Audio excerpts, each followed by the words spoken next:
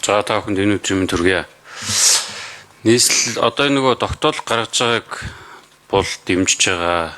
Сая Бадамсүрэн гишүүний саяны хэлж байгаа саналыг ч гэсэн бас дэмжиж хүлээж авч байгаа. Гэхдээ сонсгол хийгдснээр маш сайн үр дүнд хүрсэн гэж миний хувьд бол үзэж байгаа.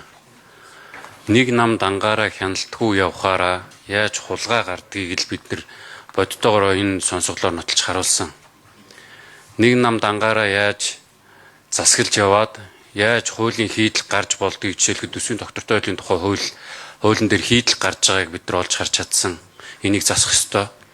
За тэгээ үргэлжлүүлээд явхаар хийдэл өгөхөөр нөгөө улаан намын цагаан байрныхын яаж хулгай хийж болдгийг бас бид нэр тодорхой хэмжээнд харсан.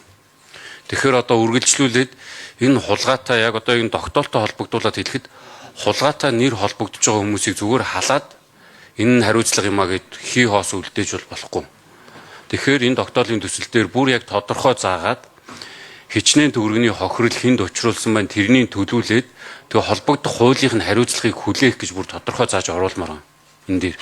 Тэгэхээр энэ дээр ч юм бол ерөөсөө тийм цаашаа авах арга хэмжээний санал дээр бол заагаагүй лээ. Хэтэрхий ерөнхий явчихж байгаа. Тэгээ миний бодлоор бол энийг энэчээ зааж оруулах ийм саналтай байгаа.